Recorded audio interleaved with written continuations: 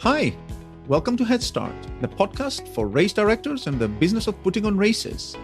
If you're listening to this episode as it comes out, it's the middle of the holiday season, and hopefully you're recovering from some excessive meal or other. So, Merry Christmas to you. Today, we have a very special end-of-year episode for you, where we're going to be looking back at a fairly challenging 2021, but also looking ahead to a hopefully much brighter, more optimistic 2022. We're going to be talking about your expectations for the new year and also touching a bit on the ongoing supply chain issues which we'll probably continue to face in the new year.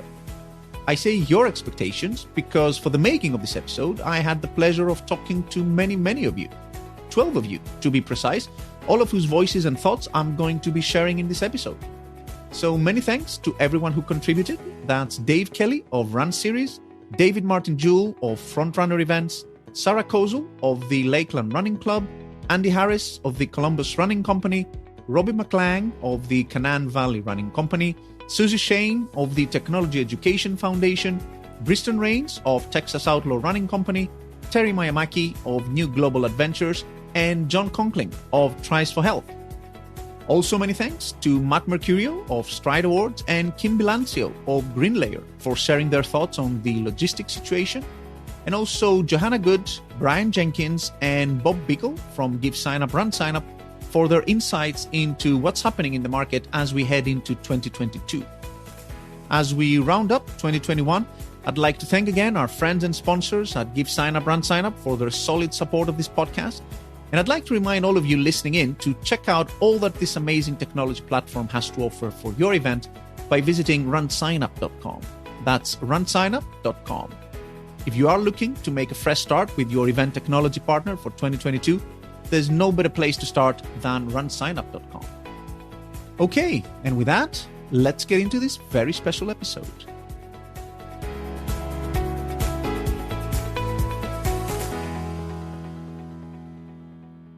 So, here we are at the end of 2021, another year in the shadow of COVID.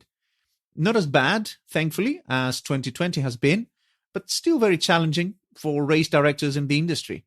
It's been a bit of a weird year, I think, in that 2020 was quite clearly an unmitigated disaster, so there's nothing much positive to discuss there.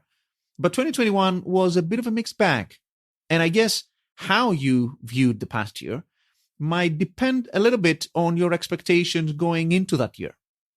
Lots of people went into 2021 very cautious, expecting little, and probably were positively surprised to see a near full reopening in many areas in the second half of the year. Others, and I probably put myself in that category, probably hoped that with the vaccine rollout at the beginning of the year, we'd be getting back to business as usual pretty much sooner or later. And I think it's fair to say that we fell a little bit short of that in most cases, and it seems like we have a bit more to go till we get there. So, how was 2021 for you, dear listener, I wonder? I suspect the answer depends heavily on what part of the world you're in.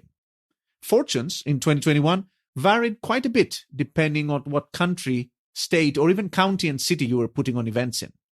Here's Dave Kelly of Run Series and the multi-award-winning British Airways Run Gatwick on the situation he and his team faced in England in 2021.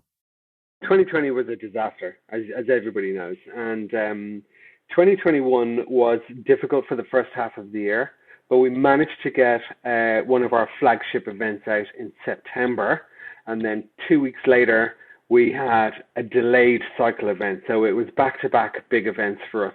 We were what we said COVID cautious, but we didn't have to put any really strict restrictions in place for the events, which was good.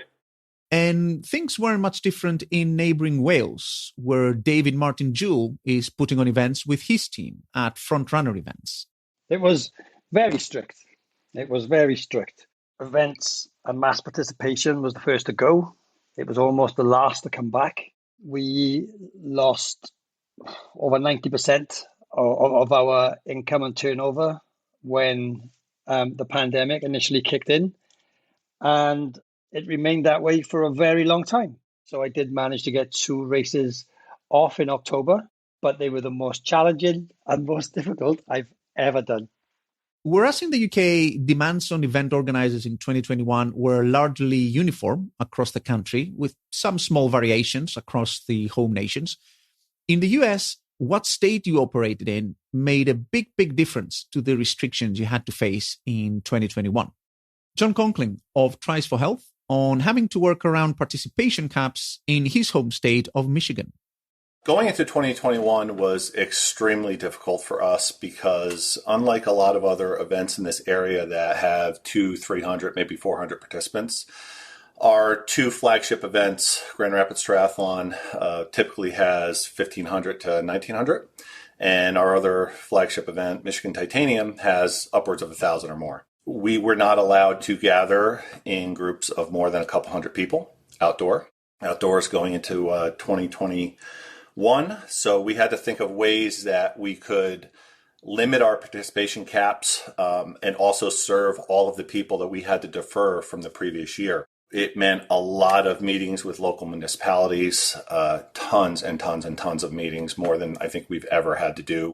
A lot of hurdles we had to jump through. We took our flagship event, Grand Rapids Tri, revamped it from the ground up. We made it a 2-day event. We were able to kind of work around participation caps that way by splitting our athletes over multiple days. We moved the venue to a larger area where we could space people out in transition. We really had to take a very established, very well-run event and really just start from scratch in order to adhere to the very strict COVID guidelines and restrictions that we were operating under here in Michigan, which at the time were probably one of the worst in the country as far as number of restrictions. California was perhaps one of the strictest states to operate in 2021. For most of the year, that meant no mass participation events at all. Terry Miyamaki of New Global Adventures. It hit us pretty hard. We were shut down from March of 2020 until June of 2021. So we could not get any permits to do any events at all. So we canceled, we postponed, and we kept on being very hopeful and optimistic and planning and trying to figure out, project as to when we would be able to potentially do this. And this is, obviously going in line with what the state and the city and counties are doing. But we ended up postponing our races 17 different times across the year. So at that time, we had 7 races scheduled for 2020. We hosted the first one in February, and then our March race that we were supposed to host got canceled. And then from there on out, it wasn't until Memorial Day weekend, actually, where we hosted a race on private property, so it didn't require a permit. And that was our first race back in 2021. After June 15th, the state, allowed activities to start happening. And so that's when our first permitted events started happening. And that's also when this restrictions kind of loosened up a little bit. And so from there, our requirements became recommendations as far as testing or being vaccinated. And then just kind of a general masking and distancing policy at the race.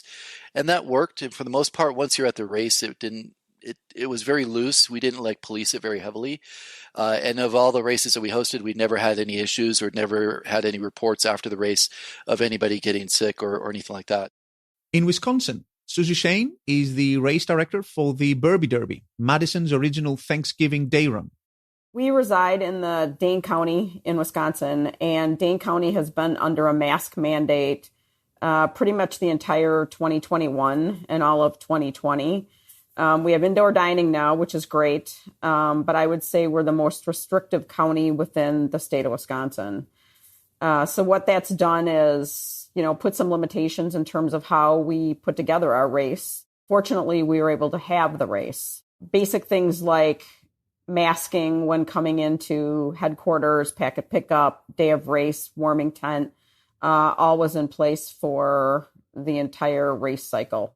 Like the situation in California, Ohio was shut down for large races for most of the first half of the year, which meant event companies having to continue to find whatever means they could to make it through the closures. We really had 2021 split into 2 very different halves of the year. The first half was pretty much under the 2020 protocol, which was no live events with very few exceptions. We are based in the capital city of Ohio, which had a more developed or a more restrictive regime. There were no in-person events allowed over a certain size, which almost all road races had to operate under if they were to go on. So we were a fully virtual shop We did put on 2 or 3 events, out in the country on private property, but it was mostly virtual the first half of the year. And then on June 2nd, the state of Ohio removed all of their COVID regulations and restrictions, which caused all of the municipalities that we work with to very quickly scramble to determine what they wanted to do, which was essentially very little to no restrictions in terms of COVID. As we basically went back to work on the third weekend of June and did events almost every Saturday and Sunday from June until about a week and a half ago. Andy Harris there, Director of Operations at Columbus Running Company. What came across from both Andy's and Susie's experiences in Ohio and Wisconsin, respectively, was that in many cases, the county in which you operated, as well as the state, mattered a lot for 2021. Sometimes the two of them giving out contradictory or mixed signals. The state would do one thing, but then the county would do a different thing. So like in Los Angeles County, 5 of our races are in Los Angeles County. And so they would do a different thing that superseded whatever the state was doing. And so because of that, county was doing their thing. When we went to go get permits for, let's say in Santa Clarita, they said, well, we know the state's done this, but the city hasn't said anything yet. We can't do anything until the city says, yes, they're going to do this. And so that kind of put another hamper on us, or delayed. It caused one of our races that could have happened right after June 15th, that was perfectly fine if we had lined everything up and the city had lined everything up, could have been done. But they said no, because the county hasn't done anything yet. And so we weren't going to move. And so that was frustrating. So there's a lot of that where it's just you're getting different input from different sources rather than everybody being unified with their messaging across the state. Terry Miyamaki on his frustrations trying to figure out the rules in Los Angeles County, California. In other parts of the US, things were a lot simpler and friendlier for event organizers. Sarah Kozel of the Lakeland Runners Club. We're in Florida. 98% of our participants are Floridians. So we had the fewest restrictions of anywhere. Of all the places I was following, we were really fortunate. So we just kept our 2020 protocols in place, but no one was really monitoring us. And so the last change that we brought back that we had taken away in 2020 was on-site award ceremony. And it wasn't much different in Texas. Briston Rains of the Texas Outlaw Running Company. At the beginning of 2021, there were some restrictions that were within Texas. I mean, they were pretty laid back, but, we were wearing masks. We were, trying to enforce social distancing, things like that. But as 2021 continued into the summer and cases started to lower, Texas, they laid back all the restrictions, and then racing in 2021 during the summer and since the summer has pretty much been normal. At the beginning of 2021, we did we could only have a certain amount because we were putting on a race and the city said we could only have so many people. But after the winter, all the restrictions just rolled away. And of course, what type of race you put on also mattered. Road races, which generally attract larger numbers of participants in urban areas, were affected a lot more than, say, trail runs or other races outside populated areas. And that played into the mixed picture race directors faced in 2021. I've been extremely lucky because I'm in a very rural location, so I'm not restricted by the same time constraints that a lot of race directors in cities would be, and space constraints either. So the guidelines loosened up a week before my April race. I still did social distancing, waves, but the mask mandate indoors literally lifted the week before my race. But I'm in a fairly conservative state, but a fairly progressive area, so it was mixed. But I wouldn't say it was too harsh. I definitely had a lot of constraints at other people, but I think because of how rural I was, I had lax timelines for my races, so I could stretch things out over longer periods of time. Robbie McClang of the Canaan Valley Running Company sharing his experiences from rural West Virginia. Now, unlike 2020, where events were almost universally cancelled, in 2021, even early 2021, races were starting to come back, albeit under a number of different mandates and restrictions. That meant a lot of operational changes on the ground for race directors, from testing participants to food packaging. Susie Shane again of the Technology Education Foundation. Because we were under a mask mandate for so long, those things that, were indoors for packet pickup, for the warming tent, people expected it. And I think they probably liked it because they're so used to it here. That added a comfort level for them. I think one of the more challenging things for me was trying to figure out food. Typically, we have a big tent, people roll through, there are 5 large lines, they grab, they go, which means, you could be touching someone else's sweet roll as they're going down the line. Well, this year we couldn't do that. So everything we did was prepackaged. We had bananas, we had chocolate milk, and then we had prepackaged sweets that were put in Ziploc bags. So no one was touching someone else's post-race snack. And that was probably the most challenging. And obviously there was a cost component to that. In the UK, encouraging participants to test themselves for COVID-19 before races meant additional burdens on organizers, such as the need to communicate measures to everyone showing up for the race and spot checks on race day. David Martin-Jewell. Whilst we were excluded from the COVID pass, we then had to get the attendees to produce lateral flow results. And then there's ambiguity around that. So even though we suggested strongly that people use them, that language isn't you must. So it was just learning curves, I guess I'd say. We had some guides produced, lots of literature created that were designed to inform the participants to take a lateral flow test. So it went on all our socials, in all the comms, pre-race, and we had to strongly suggest lateral flow testing. And then we would select random people throughout the morning and just check that they'd done their lateral flow test. Thankfully, everybody we checked had done one. For multi-sport events, where there are so many different types of interactions between participants and so many different types of racing to worry about, COVID protocols brought on a lot of head-scratching.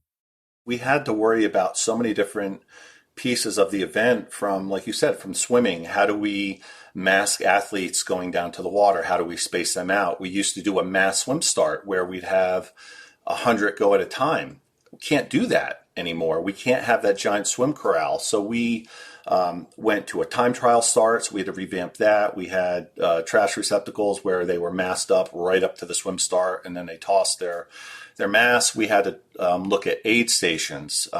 We couldn't really have volunteers doing a lot of the athlete transfer of cups and nutrition and different things. So it changed how we operated with our volunteers. It changed how we got athletes their aid station supply stuff. It changed how many racks we could do for our bikes and how many people on those racks, how spaced out they were. It changed how we interact at the finish line with the runners coming in. We can't put medals around their neck now. So it literally touched every single aspect of our multi-sport event. There really wasn't, I can't think of any part of our event that wasn't affected in some way by these COVID guidelines.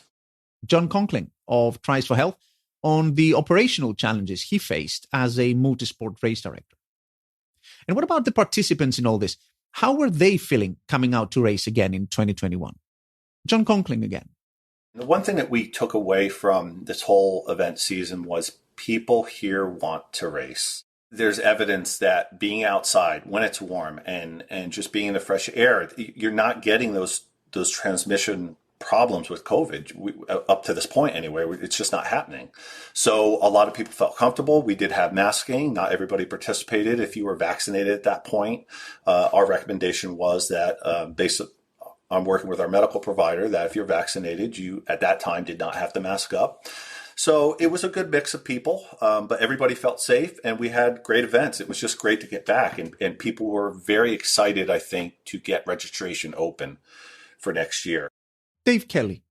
It was all smiles. I mean, every race director knows the smile when people cross the finish line and they get their medal. But these were extra smiles this year because it was really, really obvious that people wanted to get out. They wanted to be normal. They wanted to run. They wanted to earn their medal. They wanted to raise money for charities and all the things. But this year more than ever, and we've been doing this for coming up for 10 years now, this was the strongest community event that we've ever put on. Definitely. Terry Mayamaki. Oh, I think people were just begging to go back to racing and running. They love that energy and the vibe and the atmosphere and just being a part of something like that again. So everybody was hungry for it.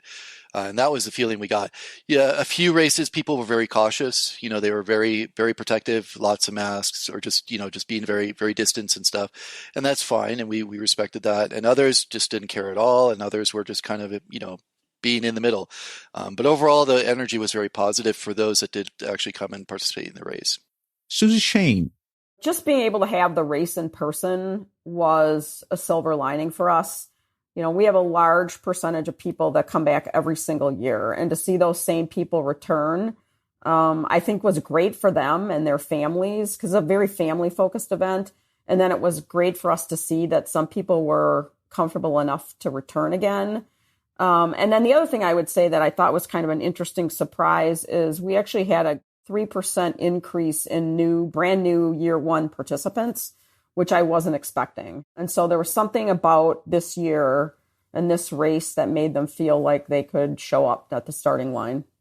So if there's one universal truth to come out of 2021, regardless of how gloomy it may have been for some, is this: people want to race.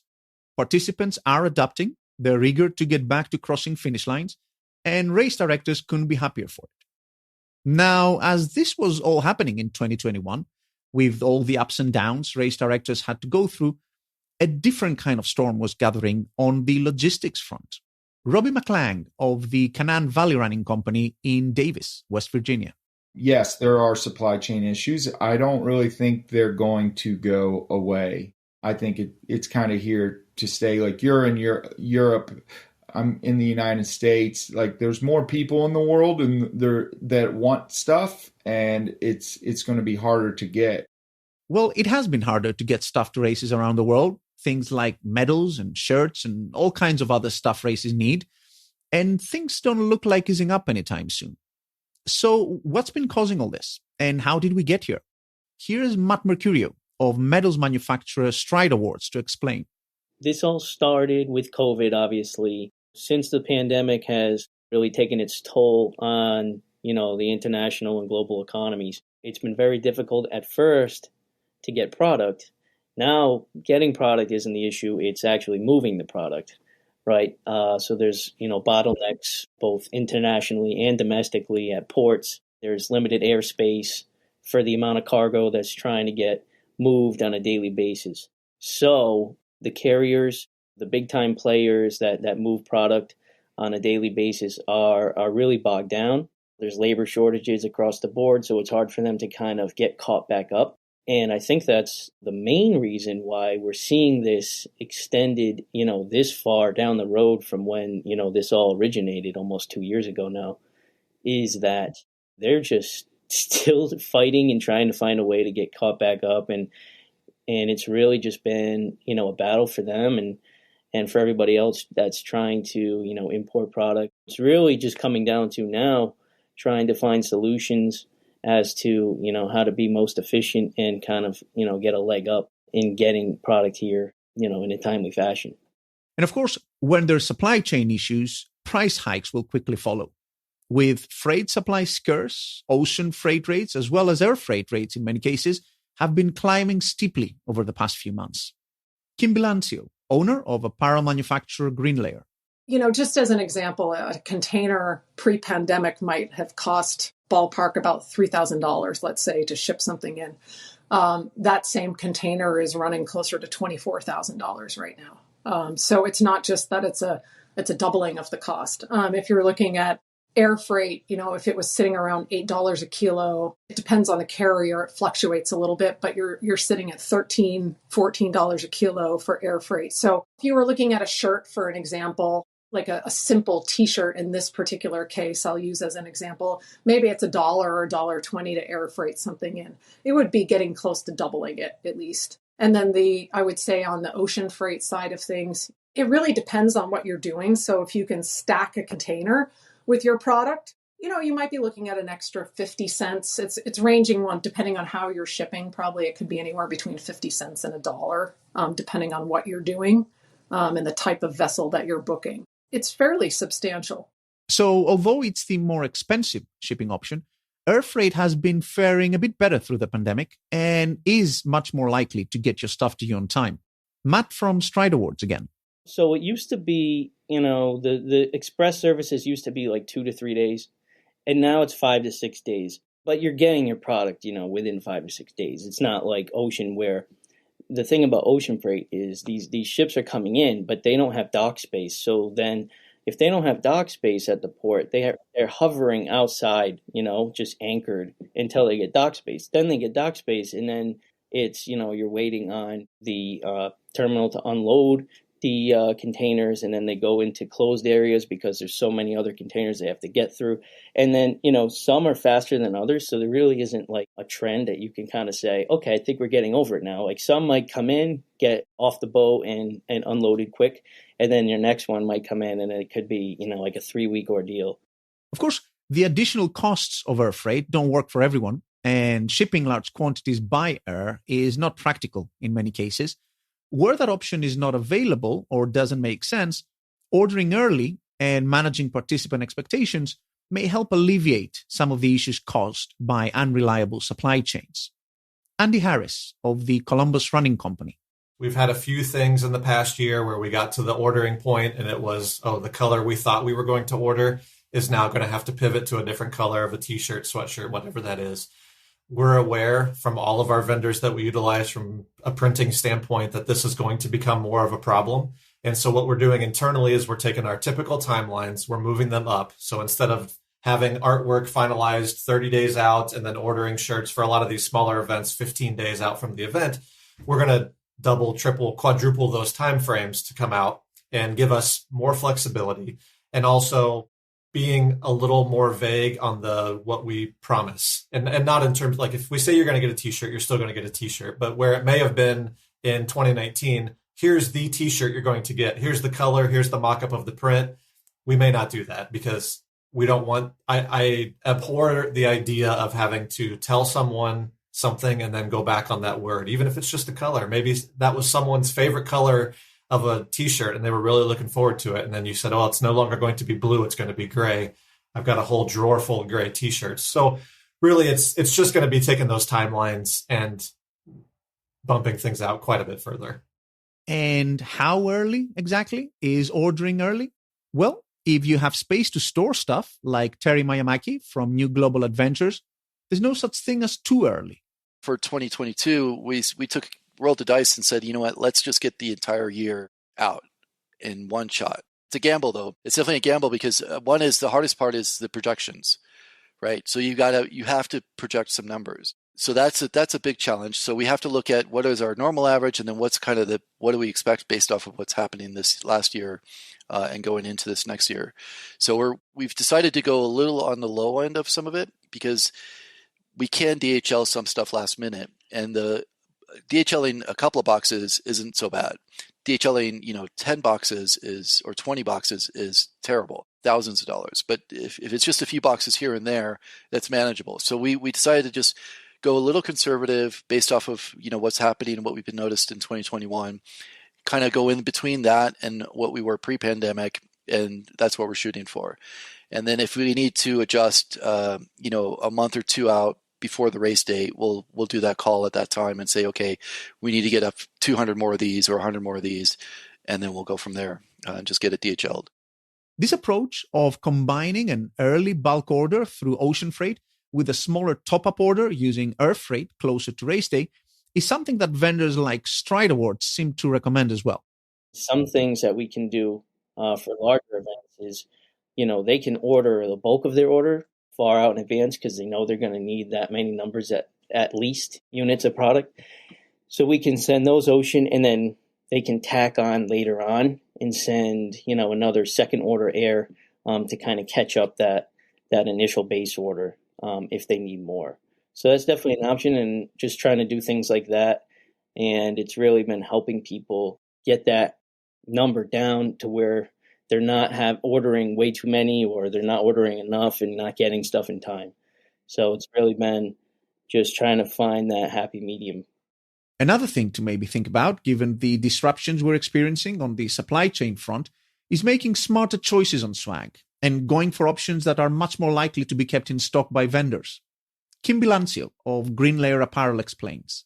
I think choosing in-stock product where you can go with a manufacturer who might be able to reserve the units for you, allow you to change them closer to the race. I think there's value there if they're looking to avoid some risk. I would say if they're choosing a color, and they want to be choosing something from inventory, choose a primary color, something that maybe multiple vendors have, or even if they had to mix a brand for whatever reason, then it makes it easy. So for an example, most suppliers have a navy blue versus doing something that's maybe a little bit more out there. I think that would give them more flexibility because I think even on the blank side of things, one of the things that's been happening is even if, let's say, somebody buys Bella canvas, sometimes these units are coming in and then larger entities are coming in and just literally buying all the stock.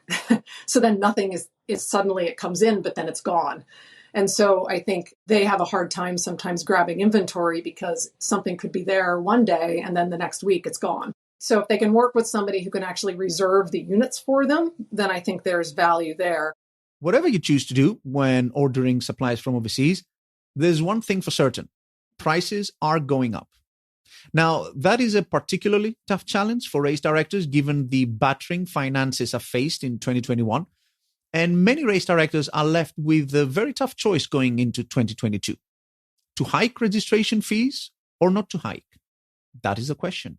We don't like increasing fees because people do not want to pay, they don't want to be punished any more than they have been. So I think very, very moderate fee increases are okay, but very small. And I'm talking like £1 or £2 in the UK or maybe $1 or $2 in the US market for races. So we will do a combination of absorbing some of that cost and not passing it on, but like over time, all races will go up a little bit over time. So we'll stick with that policy, but we won't directly pass them on to runners. We will absorb some of that cost ourselves. We have to. It's not fair to just pass it on. That was Dave Kellidar of Run Series in the UK. Texas Outlaw Running Company's Bristol Reigns has also had to pass some of the cost increases along to participants.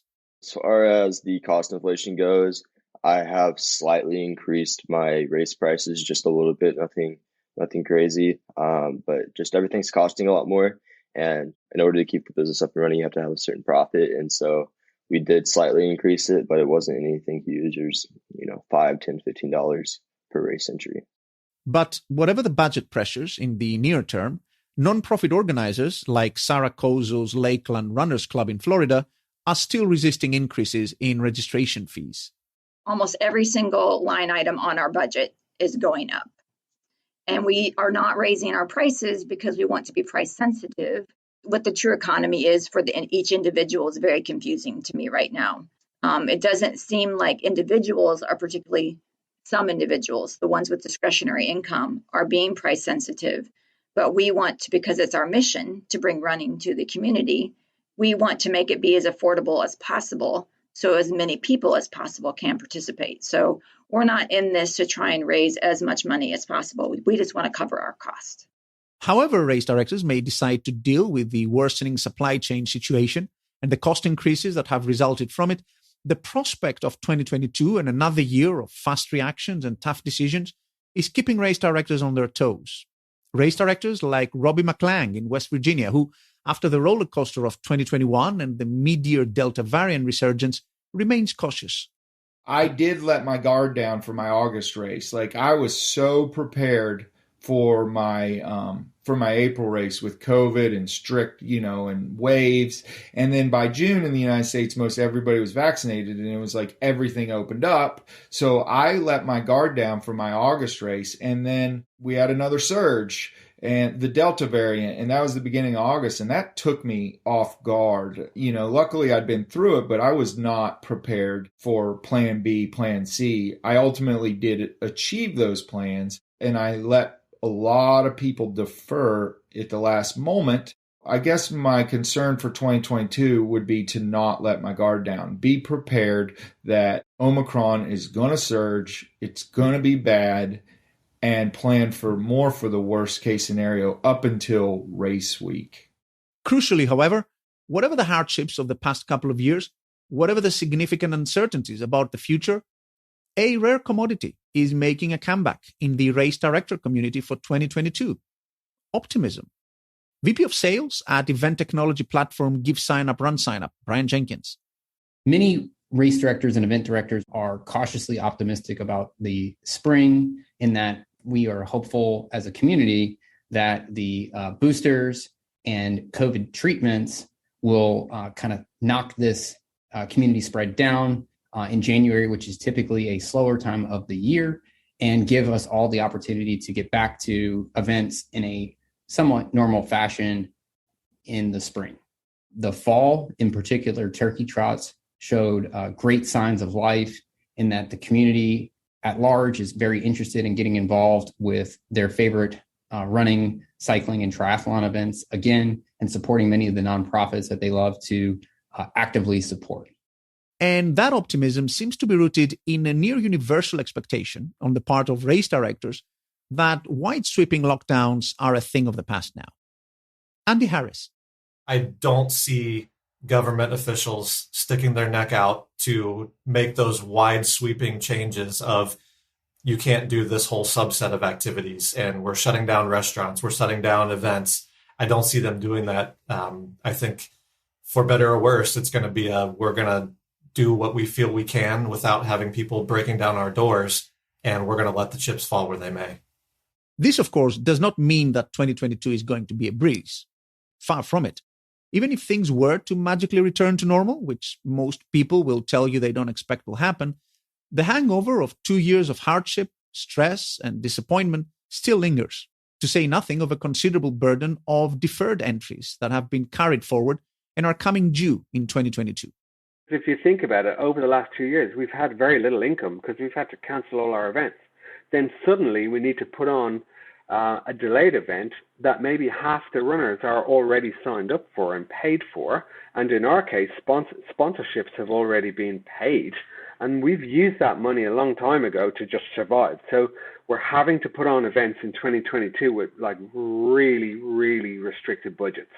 And I don't know what it's like for other race organizers, particularly in the US, but I suspect they're the same as us here in the UK, that this is the challenge that we all have. We're all having to go into 2022 putting on sort of delayed and carried over events with deferred runners and so forth, and deferred sponsors, which makes it really challenging when it's tight. So again, that's something that's just going to take a couple more years to sort of like iron itself out. Dave Kellither in the UK, describing a situation felt by many in the community, including Terry Miyamaki in California. It's something that is with our next race, our Valencia Trail Race. So that one's been postponed 2 years. So it's 2 years since we last hosted it, coming up in March. And so that one is the biggest hurt for us because it's one of our biggest races. And basically everybody that registered for it back for 2020 originally is still carried over, except for those that did switch to virtuals and were mailed the items. So, we're honoring that. It's obviously we can't wait to get past that and allow for fresh registrations for the following year, because that obviously helps our business and helps us sustain ourselves. So what will 2022 look like? And what can race directors expect as we enter into the third year of this global pandemic? I think 22 isn't going to be the year we all go, yes, we're back. I think it's going to be 23. I think 22 is still going to have a bit of a hangover, because the start of the year, I think, will be a little bit challenged. And then as it develops, I believe we will see things reopening. But I just think the timing of where we are now, Panos, having this conversation in the winter with flu, colds, COVID, I just think it's difficult to see beyond this period right now. But I do think that I am optimistic that 22 will become better for 23. David Martin-Jewell of Frontrunner Events on things getting better slowly, a sentiment Terry Miyamaki seems to agree with. I think in time it will get better, but I think it's definitely going to be a slow build back up to before we see pre-pandemic levels. Maybe in 2023, maybe 2024. We're hopeful. We believe in our business. We believe in our customers and our runners and our audience. Our community is fantastic. And so we definitely know that they want to be a part of it. And we see it when people come to races. They love it. They just love that energy and being a part of it and having a great time. And the community energy is fantastic. it's something that we believe in. I think it'll go up in time. It's just a confidence factor that needs to continue to grow. And registrations? What are early registration numbers telling us about where 2022 is heading? I asked Johanna Good from Give Sign Up Run Sign Up for her take, looking at early registration data for the following year. It's still a little bit early for us to be able to really gauge how registrations are going for actual 2022 events, especially because there's a little bit of a winter lull at the start of the year and not a lot of events to begin with. But I do think that Turkey Trots really gave us the best prediction of the future that we've sort of seen yet. There was still a little bit of hesitancy. We saw the average size of an individual turkey trot fall about 6%. There's really a lot of excitement to get back to racing. It was really clear. 28% of all turkey trots exceeded 1,000 participants. I think that shows that people are ready to get back out and running. In 2021, we saw in-person events, retake their position as the preferred event, with about 80% of registrations coming for in-person events. We do expect to see that percentage continuing to climb into 2022. However, I'm not sure that we expect to see it get all the way back to where it was in 2019, when a full 99% of participants were in person. One thing's for sure, 2022 is going to be another year to remember. It will very likely going to be an improvement on 2021, but perhaps not quite a return to 2019 levels. Not just yet. So let's keep putting on amazing races for people. Be upbeat. The worst is probably behind us. And remember one more thing. With great turmoil often comes great opportunity. And what we've been living through is no exception. As a last snippet from my race director chats, I wanted to have a bit from my discussion with John Conklin from Michigan Strides for Health. As you listen to this, keep in mind that John and his partner John Mosey bought their race management business in 2019. Has it been rough? Sure it has. Are they giving up? Hell no, they aren't. COVID is going to be part of our lives, I think, no matter what, for the foreseeable future. We could very easily circle the wagons like a lot of other companies and just try to keep doing what we're doing, and that's good enough. But that's not what we're about. That's not our outlook. That's not our plan. So while we have to do things a little bit differently, we're actually seeing 2022 as being our biggest year ever. We really feel like sky is the limit now that we've gotten just about through 2021. And like I said, we're picking up races like crazy now. I mean, the opportunities out there for race directors that are looking to expand and grow smartly, they're there. You just need to kind of, I think, take that leap and keep applying these processes that you have in place that are working, apply these to these other events, whether they're single sport or multi-sport, and just keep going. And that is exactly how we want you going into 2022. Chin up, putting on the awesome events we all love. Now, before I go and wish you all the most amazing festive season you can possibly have, one last thing. Our very good friends at Give Sign Up Run Sign Up have been supporting this podcast since its launch a few months back, the podcast you're listening to now. And they've been very kind in sharing data with us and with you on what's happening in the market. We're likely going to be having an episode in the new year going over their annual race trends reports. And one thing I wanted, since I think Give Sign Up Run Sign Up have rightfully earned a very special place in our community, I want to hear a couple of things about what they have in store and how they'll be spending their time in 2022 helping you, the race directors. So here's the long and short of it from Give Sign Up Run Sign Up founder Bob Bickle. We're focused on kind of the two ends of a race in terms of what we're building this year. The first side is really on the marketing side, and it's how a race presents themselves to their customers. And so what we're in the process of doing is doubling down on what our website capabilities are and our email capabilities are that we give to our customers so that they can present themselves to their supporters in the best light. On the other end, we're really focusing quite heavily on the race day experience. We've made a huge investment over the past couple of years in race day scoring so that timers can score productively with modern technology.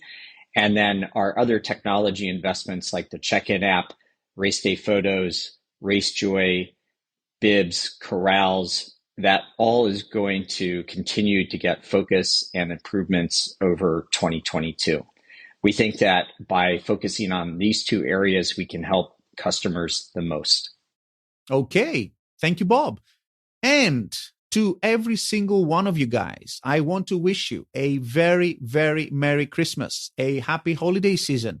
Whatever you do, please have fun, relax, be with your family. Putting on races is amazing. We all love it, makes people happy, changes their lives in many cases, but there are more important things in life. So take care of yourself first, because you matter to a lot of people. Take care of the people around you. Have a drink, share jokes, and just have an awesome time. And on that note, I'm going to leave you now with festive wishes from all of your fellow race director colleagues who took part in this episode. Happy holidays, guys. Take care, stay healthy, and I'll see you all in the new year. Susie Shane, I'm with the Technology Education Foundation, and I hope all of you have a wonderful and happy and Merry Christmas, and may your races be as good as they can be in 2022. Hey everybody, Robbie McClung here from the Canaan Valley Running Company in Davis, West Virginia. I would like to wish the best to all my fellow race directors worldwide and give you the best wishes. Let's keep pushing ourselves. I think we have an amazing industry. We've just come through a struggle in time, but that can drive innovation and keep inspiring me to do better, because so many of you are just doing such a great job out there, and there's too many to name that you inspire me to do better. So keep doing what you're doing, and I wish everyone amazing success in 2022. My name is Andy Harris. I'm with the Columbus Running Company. I lead our event management team. And my Christmas wishes for event directors are a smooth and seamless planning process, a race day that happens exactly as you have dreamed it 1,000 times over the week leading into your event. My Christmas wishes for all participants are PRs at every turn and health and happiness for everyone. Hello, it's Johanna Good from Give Sign Up, Run Sign Up, and on behalf of all of us, I'd love to wish all of the race directors, timers, and runners out there a happy holiday and a very, very merry 2022. This is David Martin Jewell of Front Runner Events, and I'd like to wish you all a very safe and Merry Christmas. Hey everyone, this is Briston Rains with Texas Outlaw Running Company. I just wish you all a good, healthy, fun running season, and pray that the COVID cases just kind of stay where they're at and lower and decrease, and that hopefully we can all get out of this and get back to some type of normalcy soon. Hi, it's Sarah with the Lakeland Runners Club in Lakeland, Florida. And my Christmas wish for all my fellow race directors and runners everywhere is that you have much health, much happiness, and much success in 2022. My name is Terry Mayamaki, and I'm the one of the co-founders of New Global Adventures in California. It creates a lot of amazing races. And we wish everybody to have a wonderful holiday season and a very safe, healthy holiday season and a great 2022 year. Thank you. This is John Conkling. I am one of the co-owners and co-race directors for Tries for Health, a Grand Rapids, Michigan-based endurance sports company. I'd like to wish all my fellow race directors a very happy 2021 holiday, and also good wishes for the coming year. I know we will all have challenges ahead of us, whether they be more COVID restrictions or hurdles or whatever else we've got to deal with. But I think if we all keep trying to put the athletes first, the participants first, and providing safe, successful events, I feel like our industry is going to continue on and continue to grow in a very positive manner. But it's going to take all of us to do that. So I'd like to thank everybody locally that is kind of in our network of race directors as well. It's been great to lean on each other, and I hope that other race directors also have a support of a network like that as well. This is Bob Bickle from Give Sign Up, Run Sign Up. We'd like to wish everyone a happy holiday and a happy and healthy new year. My name is Dave Kelly. Our company's called Run Series. I'm wishing all my fellow race directors from all around the world a big, big, big happy Christmas. Listen, let's be positive. It can only get better, right? All my colleagues around the world, I wish you a Merry Christmas from the southeast of the UK, from myself, Dave Kelly, and my team. Have a great one, guys, and let's be optimistic about the running and events world moving forward.